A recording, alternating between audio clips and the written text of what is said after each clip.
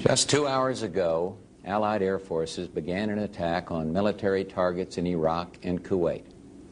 These attacks continue as I speak. Ground forces are not engaged. This conflict started August 2nd when the dictator of Iraq invaded a small and helpless neighbor.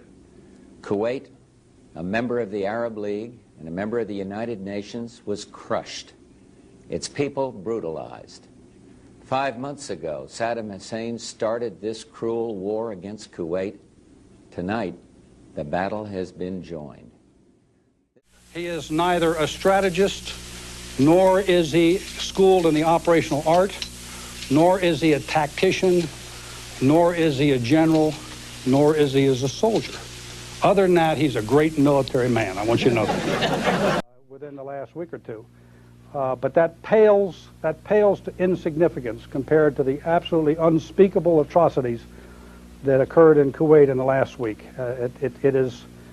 They're not a part of the same human race. The people that did that the rest of us are. I've got to pray that that's the case. Yes. Yes, ma'am. Hello, Mr. President. My name is Tara Mosa. I'm an American Iraqi Kurd.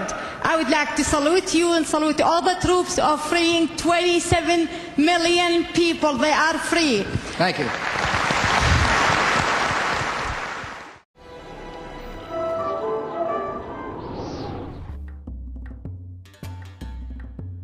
The Kurds are often described as the world's largest ethnic group that does not have a country of its own.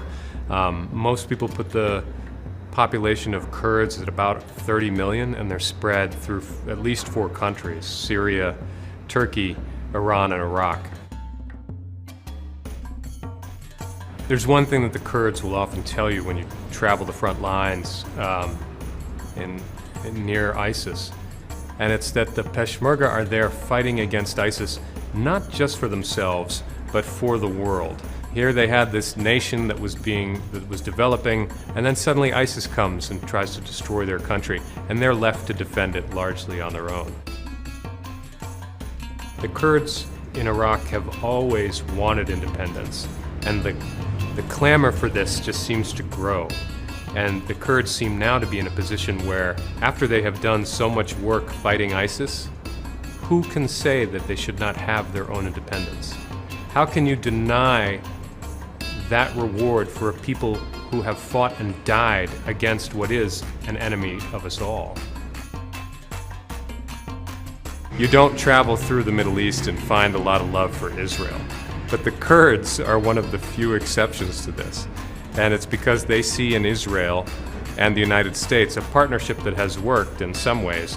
And particularly with Israel, they see a small country that's surrounded by enemies that has managed to hold its own. And the Kurds feel very much beset by enemies all around them. ISIS is both extremely destructive and dangerous for the Kurds, but it's also unified them in a way that they weren't previously. There's this enemy at the doorstep, and nothing galvanizes a people like a common enemy. And one of the things that they've also been able to do is sort of solidify their own position in the Middle East, because right now they're the only ones who are able to keep ISIS at bay.